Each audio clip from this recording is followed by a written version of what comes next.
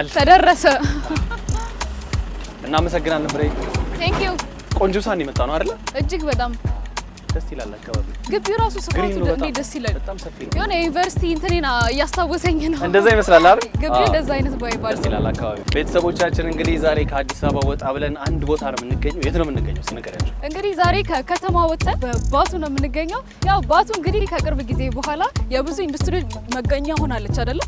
ትክክል ነሽ። እኛም ታዲያ ዛሬ በኦሮሚያ ኢንዱስትሪ ፓርኮች ልማት ኮርፖሬሽን ስር የሚገኘው ቡልቡላ አግሮ ኢንዱስትሪ ፓርክ ተገኝተናል። ምን አለ? በጣም ብዙ ፋብሪካዎች እንዳሉ ነው የሰማነው። እንዴት ነው ስራቸው የሚሰሩት? እዚህ ውስጥ ያለው ነገር ምንድን ነው የሚለውን ከአዲስ አበባ ድረስ ተጉዘን እዚህ ባቱ መተን ልናሳያችሁ ነው። ቤተሰቦቻችን አብረን እናያለን ዛሬ፣ እነሱም ደግሞ ከኛ ጋር። አዎ እንዴ ሰላም፣ እንኳን ደህና መጣችሁ። ሰላም ናችሁ? እንዴት ናችሁ? ሰላም ነው። መንገድ ጥሩ ነው? በጣም አሪፍ ነበር። እኔ ሰናይት መብሬ እባላለሁ። የኦሮሚያ ኢንዱስትሪ ፓርኮች ልማት ኮርፖሬሽን ዋና ስራ አስፈጻሚ ነኝ። በኦሮሚያ ኢንዱስትሪ ፓርኮች ልማት ኮርፖሬሽን ስር ሁለት ትላልቅ የተቀናጁ አግሮ ኢንዱስትሪ ፓርኮች አሉ። አንደኛው ይሄ አሁን የምንገኝበት ቡልቡላ የተቀናጀ አግሮ ኢንዱስትሪ ፓርክ ይባላል። ሁለተኛው ደግሞ ተመሳሳይ ሳይዝ ተመሳሳይ ኦልሞስት ፋሲሊቲ ያለው ወለጋ ላይ ነቀምት ከተማ እያስገነባ ነው ያለው ነው። ሜንሊ ሁሉም ፓርኮቻችን አሁን ላይ ያሉን ማለት ነው የምግብ ኢንዱስትሪ ፓርኮች ናቸው። በዚህ በቡልቡላ ውስጥ ምን ያህል ፋብሪካዎች አሉ? በጣም ቆንጆ። እንግዲህ ቡልቡላ 271 ሄክታር ላይ ነው ያረፈው። 56.6% አካባቢ ይሄ ማለት ወደ 80 ሄክታር የሚጠጋው ለባለ ሀብት ተላልፏል። ከዚህ ውስጥ በካምፓኒ ቁጥር መግለጽ ካስፈለገ ወደ 54 ነው። 54ቱም የምግብ ማቀነባበሪያ እዚህ ውስጥ አሉ ማለት ነው። አዎ እንዳልሽን 271 ሄክታር በጣም ሰፊ ነው። ግቢውም ቆንጆ ነው። ውስጥ ደግሞ ገብተን ብናያቸው በደንብ ደስ ይለናል። አሰራሮቹን የሚታገዝ ነገርም ካለ አሁን ላይ አብዛኛው ቴክኖሎጂ ከእጅ ንክኪ ነፃ ሆኗል፣ ግን ካለ ደግሞ እናግዛለን። በትክክል እንደ ሳምፕል ለምሳሌ ምርት የጀመረ ስንል የትኛው ነው ግንባታ ላይ ያለ ሲባል በምን ደረጃ እንዴት የሚለውን የተወሰነ የሚገልጽልንን እንደ ሳምፕል የተወሰኑቶችን አሁን ካልኩት የምናይ ይሆናል ማለት ነው። ከዚህ ኢንዱስትሪ ፓርክ ውስጥ ካሉ ኢንቨስተሮች በፍጥነት ወደ ስራ የገባ ካፓሲቲውን በጣም ትልቅ የሆነ ስሙ ራሱ እንደሚያስረዳው ኮምፕሌክስ ነው። ኮምፕሌክስ ነው ማለት አንድ ፋብሪካ ሳይሆን አንድ ካምፓኒ ነው፣ ግን የተለያየ ወደ 7 ፋብሪካዎች በዚህ ብቻ። አዎ በዚህ ኦልሞስት ካምፓኒ ስር ብቻ። እንግዲህ አሁን ካልኩት ከፋብሪካው ባሻገር የመኖሪያ ቤት ጭምር አለው ወደ 248 የሚጠጉ ለሰራተኞቹ ማለት ነው። ለሰራተኞቹ በተለይ ለካምፓኒ ማናጀሮች እና አይታችሁ ከሆነ ትንሽ ከከተማ ወጣ ያለ አይደለ? ስለዚህ ሰው ምናልባት ለመኖሪያ እንዳያስብ ኮምፕሌንም እንዳያረግ በጣም ደረጃቸውን የጠበቁ ኦልሞስት ሪል ስቴት ይሄ አዲስ አበባ ላይ ሪል ከዚህ ያየሁት እኮ የፓርኩ ነው ወይስ የሌላ ነው ስትል ነበር። በትክክል ብዙ እንደዛ ነው የሚለው።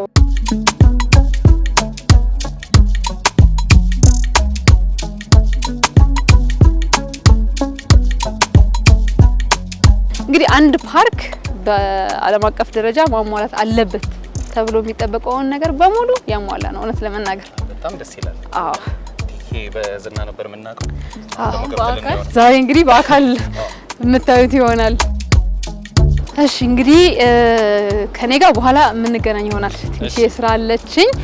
ስለዚህ ከቡልቡላ የተቀናጀ የግብርና ኢንዱስትሪ ፓርክ ስራ አስኪያጅ ጋር ኦልሞስት እያገናኛችሁ ነው። ገቢታ ይባላል።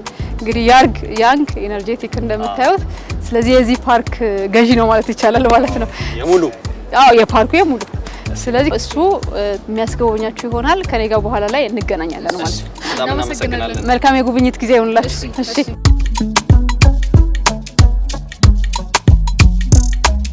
እዚህ ጋር የሚታየው ደግሞ የፕሮዳክሽን ፍሎ ቻርት ነው። እዚህ ካምፓኒ ውስጥ ደግሞ ባለሙያም ስላለ የነሱ ባለሙያም ስላለ ከሱ ጋር እንታወቀን አንዳንድ ነገሮችን። ሰላም ነው። እንኳን ደህና ቆየህ። አቡ እባላለሁ። የፕሮዳክሽን ክፍል ኃላፊ ነኝ።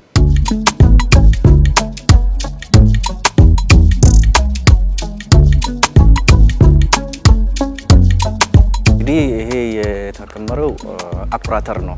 ለዛይት ግብአት የሚሆን ጥሬ እቃ ነው። እዚህ ጋር ደግሞ ክሊኒንግ እና ሶርት ይደረጋል ማለት ነው።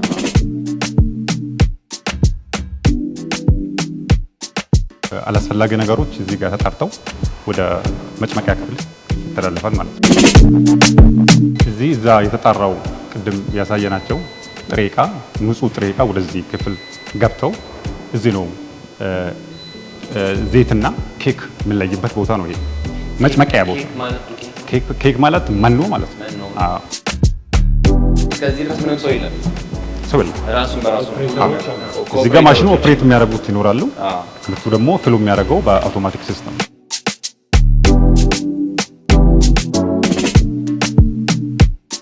ይሄ የወጣት ዘይት ነው የሚታየው? አዎ የወጣ ድብድቡ ዘይቱ ነው። እዚህ ተቀጣጣ ነው ገና። ኦኬ ሊጣራ ነው። እየታሸገ ይወጣል። እየታሸገ በመዳበሪያ እንደዚህ እየተሰፋ ይወጣል ማለት ነው። ደግሞ ሌላ የቺኬን ምርት የሆነው የጥቁር አዝሙድ መጭመቂያ ሀገር ውስጥ መሸጥ ተጀምሯል? አልጀመረም። ይሄ አቅደን የጀመርነው ኤክስፖርት ለማድረግ ነው።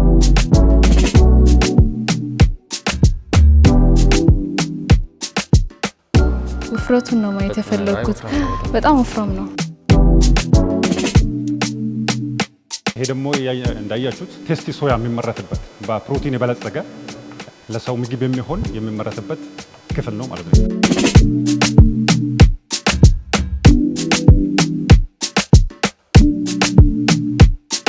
ይሄ የእንስሳት መኖ መቀነባበሪያ ፕላንት ነው። ይሄ ጥሬ ዕቃ ነው። እዚህ ጋር ያለው ጥሬ ዕቃ ነው። ፕሮሰሱ የሚጀምረው ከዚህ ነው።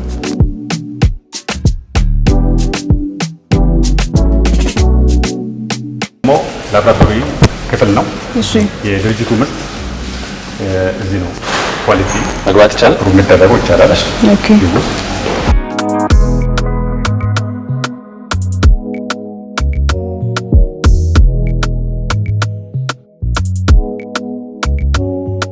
እንግዲህ ይሄ ቅድም ያየነው ዘይት መጭመቂያ ክፍል ነው። ውስጥ ያየነው ማለት ነው። ይሄ እሱ ነው የተጨመቀው ወደዚህ ነው የሚመጣው። አዎ ወደዚህ ዘይቱ በዚህ መስመር ወደዚህ ይገባል ማለት ነው። አሁን 6 ናቸው። በጀርባም አሉ። አዎ እዚህ ወደ ሪፋይነሪ። ኦኬ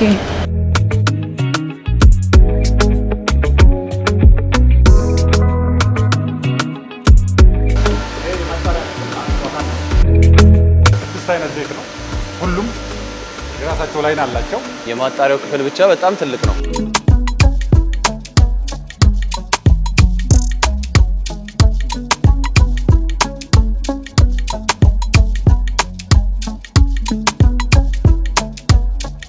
ሁለት ነገር ነው የሚሰራው። አንድ ማሸግ ነው። ሁለተኛ በቫይታሚን ፎርቲፋይ ማድረግ ነው። ቫይታሚንም ይጨመራል እዚህ መጨረሻ ላይ ነው የሚጨመረው። አዎ ቫይታሚን መጨረሻ ላይ ተጨምረው ኦኬ ሽጎ ይወጣል ማለት ነው።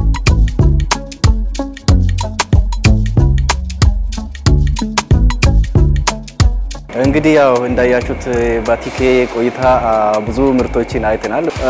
እንደ ሀገር ኢትዮጵያ ታምርት የሚል ዓላማውን ይዞ በሱ ዓላማ ስኬታማም ሆኗል። አጠቃላይ ደግሞ እንደ ኢንዱስትሪ ፓርክ እዚህ ውስጥ ጥሩ እንቅስቃሴ እየተካሄደ እንዳለ አይተናል። በዚሁ መሰረት ያው ኢንዱስትሪ ፓርካችን በሙሉ አቅም ወደ ስራ ቢገባ የገባውን ሁኔታ እያረጋጋ የሚቀጥል ይሆናል። አሁን ትልቅ የሆነ ዌስት ወተር ትሪትመንት ፕላንት አለ። በቀን 12 ሜትር ኩብ ትሪት አድርጎ ከኢንዱስትሪ ወጥ የሚወጣን ዌስት እና ከዶሜስቲክ የሚወጣ ትሪት አድርጎ 98% ውሃውን አጣርቶ በሌላ እንትን ለማዝ የተዘጋጀው ይሄ በጣም ለባለሀብት ጠቃሚ ስለሆነ እንደ አንድ እድል እናያለን። ሌሎች ደግሞ ብዙ ፋብሪካዎች አሉ። እነሱን ከወይዘሮ ሰናይት ጋር እንገናኛለን ይመስለኛል። ኢንቫይሮመንቱ ራሱ በጣም ደስ የሚል ነው። ተገናኘን መልሰን ተገናኘን። እንዴት ነበር? በጣም ቆንጆ ነበር። በቅነው በላይ እውነት ለመናገር ያው ይሄንን እንጠብቅ ነበር። በተለይ ይሄኛውን ግዙፍ ፋክተሪ ቲኬን የጎበኘ ሰው በሙሉ ኢትዮጵያ ውስጥ ነው ኦነሩ ኢትዮጵያዊ ነው ይላልና ሁሉም ደግሞ ምላሹ አዎ ነው። እንግዲህ ፓርኩም ለዚህ ምሳሌ ነው። ስራ ጨርሻውን ከኛ ጋር ነሽ? ኦሎሞስ ከእናንተ ጋር ነኝ። ደስ ይለናል። ወዴት ነን? አሁን እንግዲህ ወደ ሌሎቹ ፋብሪካዎች እንሂድና እሺ አቅም በፈቀደ ቶሎ እያለን ሰዓትን ለመቆጠብ አዎ፣ በጣም ብዙ ነው። ሁሉንም ማየት ከባድ ነው፣ ግን የተወሰነ አይታየት ብናደርግ ደስ ይለናል። በትክክል። ይሄ ደግሞ በፓርካችን ውስጥ ካሉ የውጭ ኢንቨስተር አንዱ ነው። አሁን የምናየው ገና ኢንስቶል ሊደረግ ወይንም ሊተከል የታሰቡ ማሽኖች ናቸው እዚህ ያሉት። ሶ ስራው በሚያልቅበት ጊዜ ተመሳሳይ እንደዛኛው ፋብሪካ የተለያየ ሴክሽን ያለው የተለያየ ቦታ ላይ የተለያየ ተግባራት የሚከናወኑ ሆኖ ፋይናል ፕሮዳክቱ ግን ወይንም የመጨረሻው ምርቱ ግን ቅድም እንዳልነው ከአኩሪ አተርና ከሱፍ የሚሰሩ ዘይትና ከዘይት ደግሞ የሚተርፉ ተረፈ ምርቶችን ደግሞ ለእንስሳ መኖና ለተለያየ ነገሮች የምንጠቀምባቸውን ኦልሞስት ምርት የሚያመርት ፋብሪካ ነው ማለት ነው።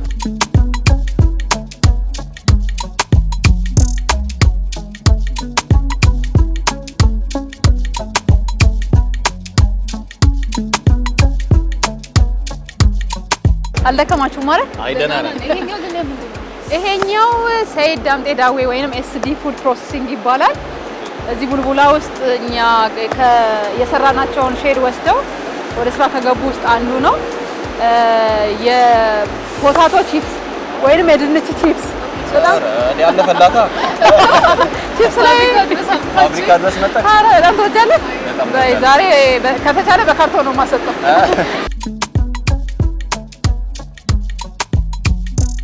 ብዙ ጊዜ የቺፕስ ማርሳ ውስጥ አንድ ቀን ወስጄ ከትሻለሁ ላት ነበር። አሁን ሆኗል። ስለዚህ ይሄ ደግሞ ሞር ኦፍ ቴክኒካል ነገር ስለሆነ ስለ ፋብሪካው ቴክኒካል ነገር እንዲያስረዳችሁ ከፋብሪካው ባለሙያዎች ጋር ላገናኛችሁ። በተለይ በኤአይ የታገዘ ነው። እስቲ በጣም ቀልቤን ገዛውና ልጠይቅሽ ነበር። ስለዚህ እነሱ ያስረዱን። እውነት ነው የኤአይ ሰዎች ስለሆነ እንኳን በሰላም ወደ አፍሪ ቺፕስ ማኑፋክቸሪንግ ፕላንት ስሜ አሊ ኢትዮጵያ ይባላል። የአፍሪ ቺፕስ ማኑፋክቸሪንግ ኳሊቲ አሹራንስ ቲም አባል ነኝ። በመጀመሪያ ያው የምግብ ማምረቻ ፋብሪካ ስለሆነ ቀድመን ለሴፍቲያችን አንዳንድ አስፈላጊ የሆኑ ልብሶች አሉ። እነሱን ለብሰን ወደ ቀጣዩ ነገር እናልፋለን ማለት ነው። ኦኬ አሁን ፕላንቱ ወደሚጀምርበት ቦታ እንሄዳለን ማለት ነው። ስለዚህ የድንች አይነቶቹ መጀመሪያ መርምራችሁ ነው? በመጀመሪያ ከሰፕላየሮቹ ጋር ተነጋግረን የሚያስፈልገውን አስፈላጊውን ነው ተነጋግረን የምንገዛው። ትክክለኛ የሆነ ለቺፕስ አስፈላጊ የሆነ የድንች አይነት ነው እዚህ የሚመጣው። የቺፕስ ይለያል አይደል? የቺፕስ ሳይዙም ይለያል፣ አይነቱም ይለያል።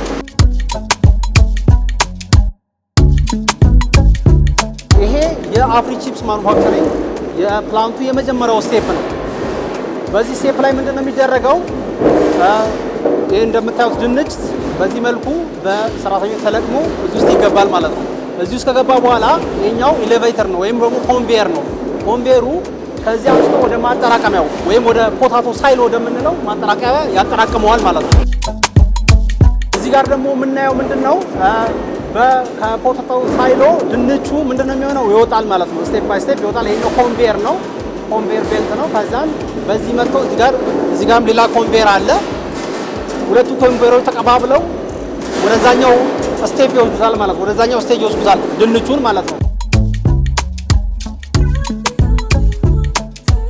እዚህ ጋር የምናየው ደግሞ ምንድነው? በዚህ ስቴፕ ላይ ድንች እንዴት እንደሚታጠብ ማለት ነው። በዚህ ፋብሪካ ውስጥ ድንች እንዴት እንደሚታጠብ እናያለን። ሲያልፍ ደግሞ እንዴት ተልጦ ወደ ቀጣዩ ስቴፕ እንደሚያልፍ እናያለን። ከፍተኛ ፕሬሸር ባለው ውሃ ይታጠባልም ይላጣልም ድንቹ። ከዛ ወደ ቀጣዩ ስቴጅ ያልፋል ማለት ነው። እዚህ ጋር ታጥቦ ተልጦ ወጣ። አዎ ታጥቦ ተልጦ ወጣ። የቅድሙ ድንች ነው እኔ? አዎ ራሱ ነው ታጥቦ ተልጦ ወጣ። ቀጣዩ ደግሞ ወደ ስላይሰር ይሄዳል ማለት ነው። ሁለት ኮንቬየሮች አሉ። እዚህ ጋር ኮንቬየር ቤልቶች አሉ። ይሄኛው ወደዚህ ጋር ያመጣዋል። እዚህ ጋር ያለው ኮንቬየር ቤልት ደግሞ ይሄንን ድንች ወደ ስላይሰሩ ያመጣዋል። እነሱ ምንድነው የሚሰሩት? እነዚህ ልጆች ድንች ምንድነው ይሄ ድንች ሳይዙ ምን አለው? ስታንዳርድ አለው። በጣም ትልቅ ሲሆን በጣም ትንሽ መሆን የለበትም፣ ትልቅም ሚዲየም ነው መሆን ያለበት። በጣም ግዙፍ የሆነው ሁለት ቦታ ይቆርጡታል ማለት ነው። የተበላሸ ካለ ይጣላል። የተበላሸ ካለ ደግሞ እዚህ ጋር ዲስካርድ ይደረጋል ማለት ነው። ይሄኛው ደግሞ ስላይሰሩ ነው። ኮንቬየሩ አምጥቶ እዚህ ስላይሰር ውስጥ ይጨምሯል። ስላይሰሩ ደግሞ እዚህ ጋር ውስጥ ባሉት መቁረጫዎች አማካኝነት ይቆርጠዋል። በዛች ኮንቬየር ቤልት አማካኝነት እዛ ድራም ውስጥ ይገባል ማለት ነው።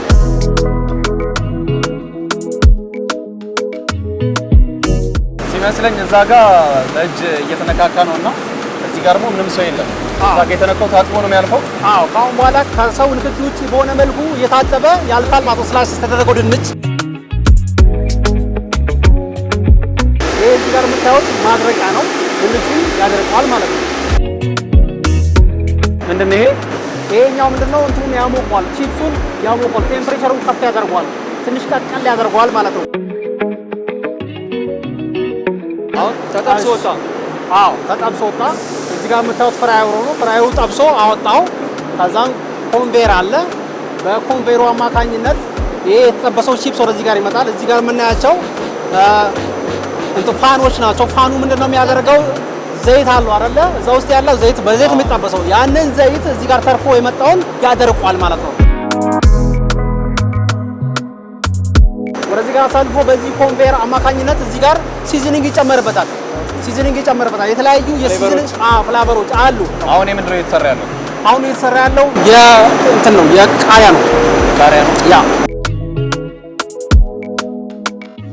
ኤአይ ሲስተም እኛ የምንጠቀመው እዚህ ማሽን ላይ ነው። ይሄ ማሽን ዲፌክት ዲቴክተር ማሽን ይባላል። ምንድነው የሚሰራው? ችግር ያለበትን ፖታቶ በዚህኛው ቺፕስ በዚህኛው በኩል አውጥቶ ችግር የለበትን ደግሞ ወደ ቀጣዩ ወደ ፓኬጂንግ ስቴጅ ያሳልፈዋል ማለት ነው። ይሄ ማሽን ከውጪ የመጣ ማሽን ነው እና ከሌሎች የቺፕስ አምራች ድርጅቶች የኛን ድርጅት የሚለየው ይሄኛውን ማሽን ይዘን በመገኘታችን ነው። ንጹህ የሆነ ኢዲብል የሆነ ቺፕስ ነው። ወዴት ነው የሚሄደው? ወደ ፓኬጂንግ እየሄደን ያለው በዚህ ቤልት አማካኝነት ወደ ፓኬጂንግ እየሄደን ያለው። እዚህ ጋር 3 ፓኬጂንግ እንትኖች ማሽኖች አሉ ማለት ነው። ማሪና ወጥቷል። ደርሰናል። አሁን ወደ መጨረሻው ስቴጅ መጥተናል፣ ወደ ፓኬጂንግ ወደ ጓጓንበት። እዚህ ላይ የምናየው ምንድነው? ቺፕሱ ሁሉንም ሂደት አልፎ ሲታሸግ ነው። ቼክ አድርጉት እስቲ ቼክ አድርጉ።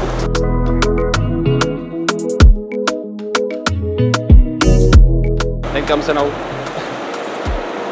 አንደኛ እውነት ሲሪራስ አቃጠለም ብዙ ደስ ይላል። ኧረ ጎበዞች በጣም ደስ ይላል። አንደኛ ነው ቤተሰቦች። ቺፕስ ሁሉ ጊዜ ደረቅ መሆን የለበትም። በጣም የሚገርም ቴስት ነው ያለው። ወደ መሸጥ ለመግባት ሂደት ላይ ነው ያለው። ሁሉም ነገር ግን አልቋል አሁን። ስለዚህ እድለኞች ነን፣ ቀድመን የቀመስ ነው። ትክክል ነው። ከብዙዎቹ በጣም እናመሰግናለን። እሺ እኛም እናመሰግናለን። ግቢያችሁ በጣም ሰፊ ነው። በጣም ሽንቅጥ ብለን የምንሄደው እኔ እኮ ለምን ይመስላችኋል እንደዚህ ሽንቅጥ ያልኩት? እንደዚህ ሽንቅጥ ያልኩት ብዙ በመመላለስ ሰላም እንበላቸው። እንዴት ናችሁ? ይሄ የቡና ፕሮሰሲንግ ነው። ዩኒክ ትሬዲንግ ይባላል።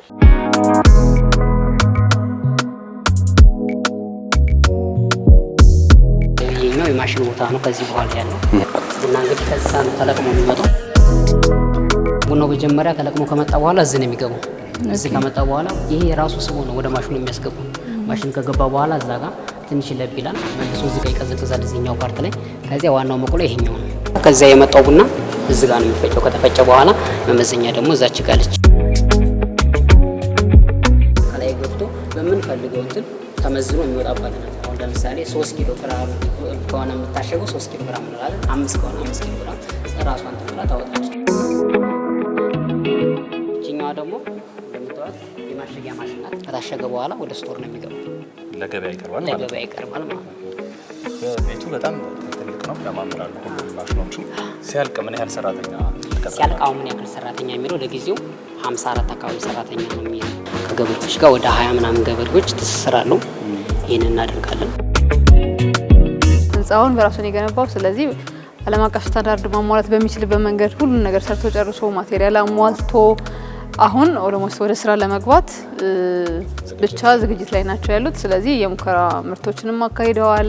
ማሽኖቹም ሁሉ ነገር አይ ቲንክ ቴስት ተደርጎ አልቋል። ስለዚህ አይ ቲንክ በቀጣይ በቅርቡ ወደ ስራ ከሚገቡ ፋብሪካ ውስጥ አንዱ 15 ቀን ውስጥ ማሽናችን ሬዲ ነው ተዘጋጅቷል። ነገር 15 ቀን ውስጥ ምርት ላይ እንገባለን። ከዚህ ውጪ ሌላ ቦታ አላችሁ? አለና የጨው ፋብሪካ ያንኛው ነው የሚቀጥለው። ጨው ፋብሪካ ነው። ያንኛው እየተገነባ ያለው ደግሞ የብስኩት የኩኪስ ፋብሪካ ነው። እዚህ ፕሮሰስ የሚደረገውን ቡና ታዲያ ታስቀምሳለን? እናስቀምሳለን። ተዘጋጅተን እቺን ቦታ በጣም ነው የወደድኳት። ዩኒክ ኮፊ እንግዲህ ቡና ላይ በፊት አዲስ አበባ ላይ እንሰራ ነበረ። አዲስ አበባ ላይ አሁንም አለን፣ ማርኬት ላይም አለ። እንግዲህ አሁን ደግሞ ኢንዱስትሪ ፓርክ ውስጥ ገብተን በዚህ በሚያምር ሁኔታ ከዚሁ ተመርቶ ከዚሁ ተለቅሞ ከዚሁ ጸድቶ እንዲወጣ እየታገልን ነው ማለት ነው። ቀምሳችሁ አሳይሰን። እሺ እናመሰግናለን። በጣም እናመሰግናለን። እሺ እናመሰግናለን።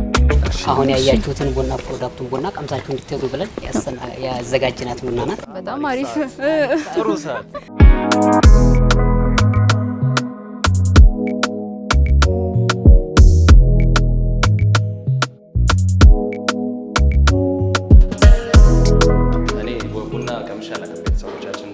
መጀመሪያ ጊዜ ነው የምቀምሰው ዩኒክ ኮፊ።